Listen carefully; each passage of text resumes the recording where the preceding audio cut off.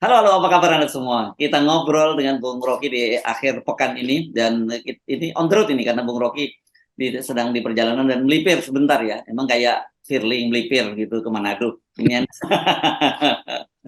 Iya, saya habis hiking. Oke. Jadi hampir sebentar kayak untuk update sesuatu yang ditunggu oleh netizen. Yes. Apa Oke. isunya, Her? Ya. Bung Rocky ini tanda-tandanya makin jelas nih ya. Projo Banten itu dalam keputusannya kemarin Musda ya mereka menyebutnya ya gitu ya.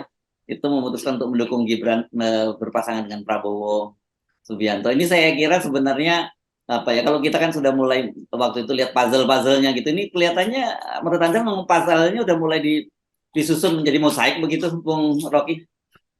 Ya sebetulnya desainnya itu udah selesai, tapi dia Oh, acak sedikit dia jadi puzzle lagi. Padahal oh, sebetulnya semuanya udah fit and proper dengan keinginan Pak Jokowi. yes. Jadi di ujung analisis kita yang bahkan dari awal kita udah duga bahwa Jokowi hanya rasa aman kalau orang yang mendampingi siapapun calon presiden adalah betul dari keluarga dia. Itu kan itu intinya tuh. Jadi Hmm. itu yang memastikan bahwa oke itu akan diproses supaya Gibran bisa tiba di 2024 di dalam kapasitas sebagai paling nggak orang kedua tuh. Kan nggak mungkin Pak Jokowi merasa aman kalau dia bukan datang atau wakil presiden Prabowo datang dari tempat partai politik. Itu artinya Jokowi nggak bisa kendalikan partai politiknya tuh. Demikian juga kalau datang dari tokoh yang sebetulnya adalah proksinya Prabowo. Jadi tetap Jokowi ingin siapapun jadi presiden, proksinya harus ada di dalam kawasan dinasti Pak Jokowi kan. Jadi Gibran memang fit and proper dengan keinginan Jokowi dan kita tinggal tunggu apakah Mahkamah Konstitusi membenarkan itu. Dan ide ini enggak ada soal kalau bukan Jokowi yang punya maksud terselubung kan itu kan. Jadi satu halaman berikutnya adalah kita mau tahu tuh blanko kosong yang disodorkan Jokowi mau ditandatangani sebagai persetujuan oleh Mahkamah Konstitusi atau tidak tuh. Itu juga ukuran tentang integritas sebuah mahkamah yang seharusnya bertumpuh pada prinsip konstitusionalisme bukan pada prinsip pragmatisme. Oke, tapi kan ini kita bilang ya jangan disalahin Pak Jokowi, kan ini maunya Projo dan ini pun baru Projo Banten gitu loh, Bung Rocky. Jadi kok semuanya diarahkan ke Pak Jokowi gitu? Iya, ini skrup kecil, tapi skrup kecil tetap obengnya adalah obeng Jokowi. Mau skrupnya gede atau kecil, obengnya adalah Ya, ya. Jokowi. Nah, kita sebetulnya ya antara lucu aja tuh, ngapain sih pura-pura lagi, kan bilang aja bahwa kami ingin agar supaya Gibran itu masuk dalam uh, hitungan politik nasional tuh. Itu artinya dia mesti jadi wakil presiden, kan nggak bisa Gibran itu dia diusung-usung hanya demi jadi gubernur DKI, itu nggak ada urusannya tuh. Kan sekarang Bapak Jokowi cemburu pada Anies karena dia uh, Anies merangkak perlahan-lahan tuh, dan bahayanya adalah semua partai politik yang mungkin merasa disolim oleh Pak Jokowi bisa pindah ke Anies kan. Jadi kepastian akhir adalah mesti dinasti Jokowi. Itu aja tuh. Jadi ini betul-betul cara berpikir Mataram nih, atau cara berpikir apa namanya uh, politik Jawa yang harus ada kendali langsung.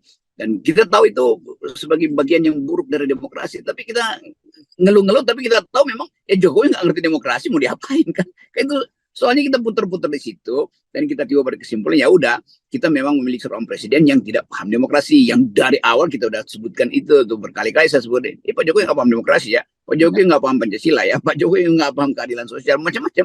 Tapi Ya. orang ingin supaya coba buktikan, ya ini buktinya, makin lama buktinya datang sendiri kan.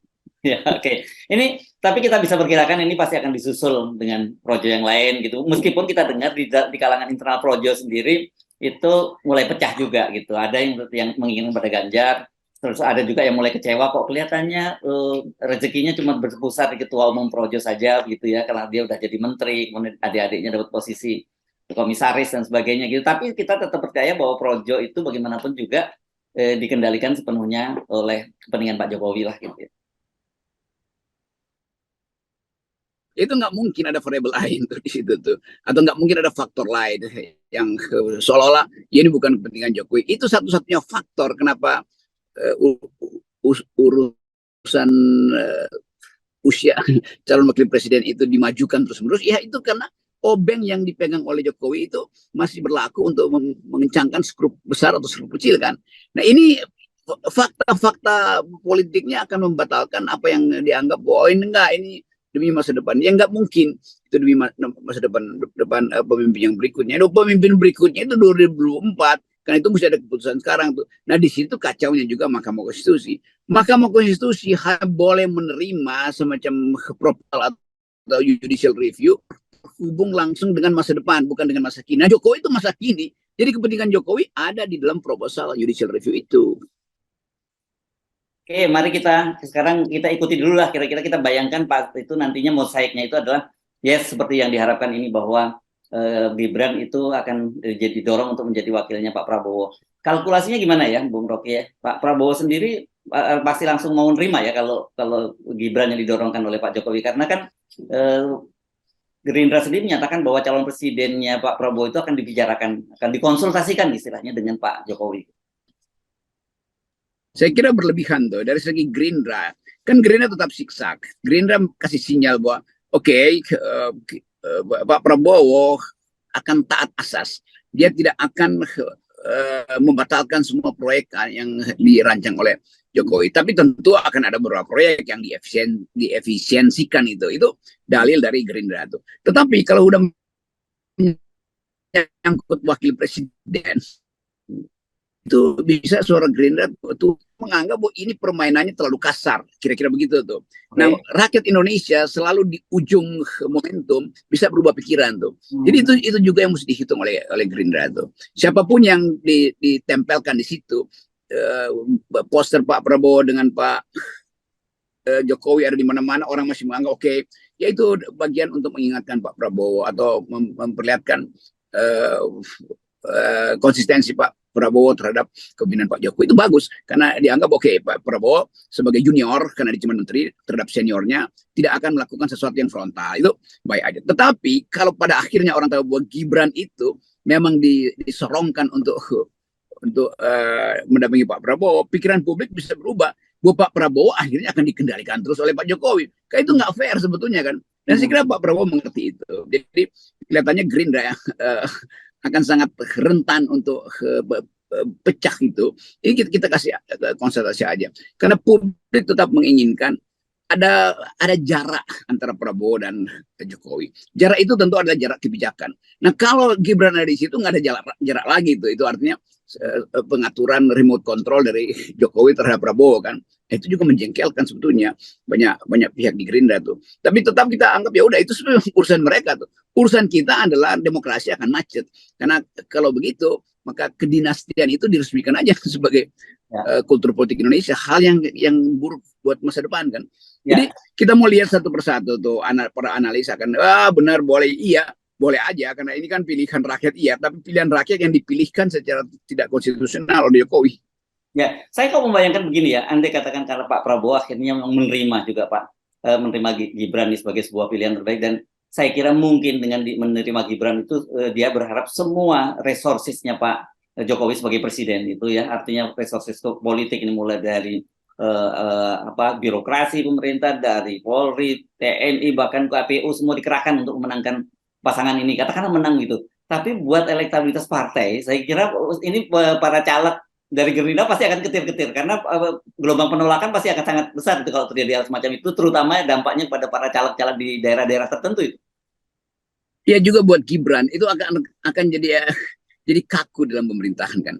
Karena Gibran tahu bahwa dia disuruh hanya untuk memantau Prabowo. Psikologi Prabowo juga kan terganggu. Kenapa saya dipantau ya? Saya kan presiden. Jadi itu akan menjadi ketegangan nanti antara Prabowo yang presiden dan Gibran wakil presiden. Itu saling mencurigai akhirnya tuh. Mungkin ya nggak ada soal itu kita bisa atur sama tapi personality itu tidak mungkin ditutupi konflik di masa depan itu. Mungkin minggu pertama waktu mulai bikin kebijakan ya Pak Prabowo mulai ini bagaimana ya nanti Pak Jokowi merasa nggak enak karena ada Gibran yang mesti ikut serta di dalam kebijakan kan, soal-soal begitu. Ini soal-soal personal di belakang hari akan jadi masalah besar tuh. Tetapi saya tetap melihat bahwa Gerindra akan tetap hati-hati itu. Dan demikian juga partai-partai yang lain akan menganggap bahwa ya, kalau begitu memang Jokowi ini ya memang ingin berkuasa seumur hidup tuh melalui dinastinya kan. Nah kesempatan itu yang akan memporak-porandakan ide tentang demokrasi. Dan kita tahu bahwa di masyarakat kita swing voter itu 25 mengarah ke 30% tuh. Dan mungkin setelah Gibran diloloskan, ini baru diloloskan loh misalnya, belum dipinang atau belum disuruh pergi ke Prabowo, baru diloloskan, itu swing voters akan naik itu. Saya kira mungkin sampai 35%. Jadi bayangin 35% swing voters itu menunjukkan bahwa demokrasi tidak jalan di Indonesia tuh. Kenapa? Karena Gibran dinyatakan sebagai boleh maju dalam sebagai wakil presiden. Pertanyaan, jadi wakil presiden siapa? Apapun jawabannya, mau jadi wakil presiden Prabowo, jadi wakil presiden Gibran, atau bahkan jadi wakil presiden Anies, itu tetap dianggap bahwa Indonesia tidak lagi otonom di dalam proses politik. Jadi intinya begitu. Nah, ini peka sekali bagi anak-anak muda yang menonton kekonyolan politik Jokowi. Ya, tapi begini ya, Bung Rocky, ini ada waktu itu, ini celetukan atau pernyataan dari Caimin ya, bahwa sebenarnya Pak Prabowo itu secara tidak resmi sudah melamar Gibran loh pada waktu Pak Prabowo bertemu dengan para relawan Pak Jokowi dan Gibran di Solo pada waktu itu. Ini ucapannya dari Caimin, dan Caimin kan walaupun sering bercanda-bercanda gitu, dia yang diomongin ini kadang-kadang yang behind the scene gitu ya. Iya, Caimin bercanda untuk hal yang juga bercanda kan. Kan itu juga candaan sebetulnya pada waktu itu. Saya kira kita bayangin Prabowo ya nyeletuk aja, ya Gibran aja kalau gitu tuh kan. Kan itu celetukan. Kalau kita lihat konteksnya pada waktu itu celetukan. Lalu di orkestrasi tuh. Kalau begitu memang Prabowo mainkan Gibran. Walaupun memang akhirnya mungkin Prabowo bilang ya udahlah, daripada capek-capek lagi kampanye pastikan aja lah Gibran. Tetapi problem di kemudian hari adalah Gibran jadi wakil presiden itu susah diganti nanti. Kalau sekedar menteri ya Prabowo bisa ganti. Ini dia akan bertahan di dalam 5 tahun kemudian Prabowo, dan itu akan jadi problem di dalam opini publik kan. Terus menerus akan ada masalah antara Gibran dan Prabowo misalnya, itu dari soal usia, dari soal pengalaman, dari soal wawasan segala macam kan. Jadi nggak mungkin Gibran itu dinyatakan sebagai ban serep aja karena remote-nya dipegang Jokowi kan, itu dasarnya kan. Jadi tetap gimana? Ya silakan lanjut. Ini kan jadi orang anggap ini wakil presiden biasanya ban serep. Ini bukan lagi ban serep. Ini ban kempes yang bisa ditiup melalui remote kontrolnya Pak Jokowi kan. Jadi orang akan anggap ya udah makin lama kedudukan wakil presiden itu makin gak ada gunanya, makan lain-lainnya. Nah bagi Gibran satu waktu juga dia akan bertumbuh kesadarannya. Kenapa saya cuma sekedar jadi ban serep ya? Dan orang anggap Anda bukan ban serep loh, Anda bisa dipompa lagi kok. Oleh siapa? Ya oleh bapakmu gitu. Itu kan menurunkan martabatnya Gibran kan. Jadi orang anggap ini Gibran ini ya anak-anak yang bisa disuruh-suruh aja kan. Itu sayang gitu. Saya mau nasihatin saudara Gibran supaya itu Anda akan lumpuh nanti, akan akan menjadi kerdil di dalam keadaan semacam itu. Karena Anda tidak tumbuh secara otentik sebagai politisi itu. Anda di bail out oleh Mahkamah Konstitusi yang ketuanya adalah saudaramu sendiri kan. Itu akan diingatkan terus oleh netizen. Itu akan mengganggu psikologi Gibran yang masih muda. Jadi sayang sekali itu. Walaupun saya nggak bisa cegah itu, kalaupun terjadi kita senang-senang aja tuh. Ada soal buat. Oke, tapi begini ya, kalau kemudian itu Gibran menjadi wakil presiden Pak Jokowi, Pak Prabowo, secara konstitusi ya kita ngomong ya, kalau terjadi apa pada Pak Prabowo, terjadi berhalangan tetap gitu ya, itu kan yang akan jadi presiden itu Gibran. Kita bisa membayangkan nggak masa depan bangsa ini kemudian di bawah kepemimpinan Gibran?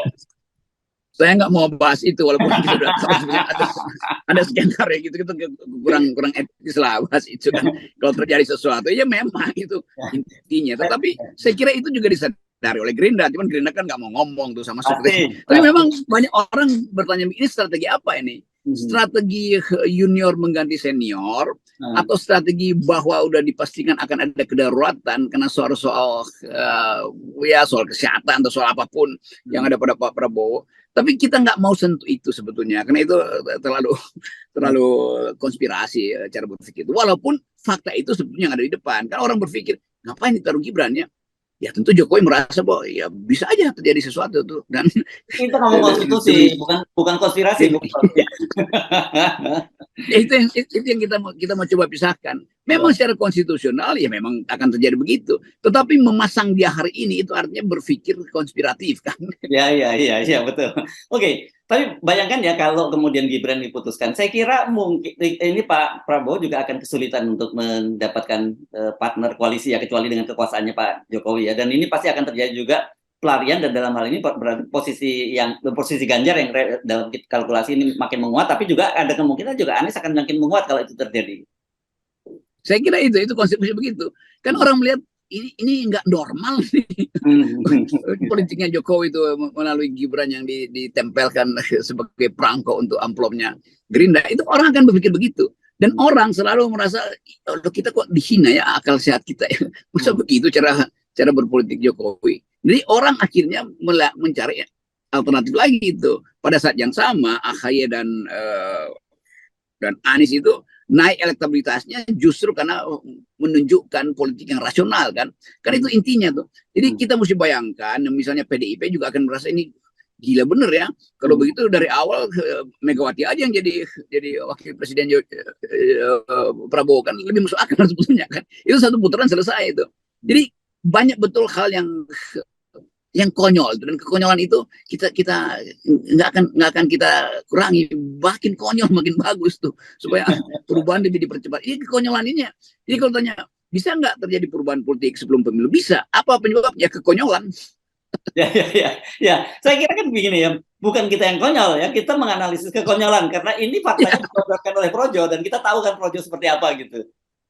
Itu. Jadi media massa itu bagus juga tuh, gede-gedein aja Bu, memang pantas Gibran jadi wakil presiden Jokowi. Dan kalau bisa Gibran itu ditaruh dulu di survei supaya orang tahu Gibran kalau di survei pemilih itu lebih cenderung Gibran ke Prabowo atau Gibran ke Ganjar atau Gibran ke Anies itu. Jangan-jangan hasil survei mengatakan ya Gibran itu lebih tepat jadi wakil presidennya Anies, maka Anies jadi presiden kan itu bisa begitu opini publik. Oke, tapi sudah mulai muncul sekarang namanya Gibran dalam survei-survei wakil presiden, dan kita paham lah kalau ketika kemudian muncul namanya di dalam 5 besar calon wakil presiden itu apa yang akan terjadi itu makin nyata buat kita. Itu kan bagian dari potongan puzzle juga kalau lembaga survei udah mulai munculkan itu gitu. Ya bisa juga nanti Anies merasa ya memang nggak apa-apa deh. Itu jadi kekonyolan itu juga bisa berlangsung pada kubunya Anies kan. Anies misalnya bilang iya, jadi orang anggap ya Anies sama juga punya ambisi, karena itu dia gandeng aja Gibran kan. Jadi poin-poin yang selalu kita uraikan di sini itu memang fungsinya untuk membaca kekonyolan atau kengacoan kan. Di bagian-bagian itu yang menggembirakan kita, makin kacau makin ngaco gitu. Itu ada nikmatnya juga membahas hal-hal yang konyol ini kan, karena yang formal itu nggak bisa lagi kita bayangkan tuh. Kita membayangkan akan ada pemilu 2024 itu udah jauh tuh. Karena kerjaan Jokowi sekarang adalah berupaya untuk bikin kacau, atau mungkin ada ide lain itu untuk menunda pemilu sebelum Jokowi punya partai politik. Mungkin ketika dia punya Golkar, maka dia bilang oke, pemilu bisa dilakukan tuh. Dan orang-orang di sekitar Jokowi tentu berharap bahwa Jokowi tidak akan tenggelam setelah 2024. Itu juga salah tuh, karena komposisi kabinet berikut itu tidak sekedar didikte oleh calon presiden, tapi oleh fakta ekonomi, oleh APBN, oleh krisis lingkungan, itu soalnya. Yes, oke.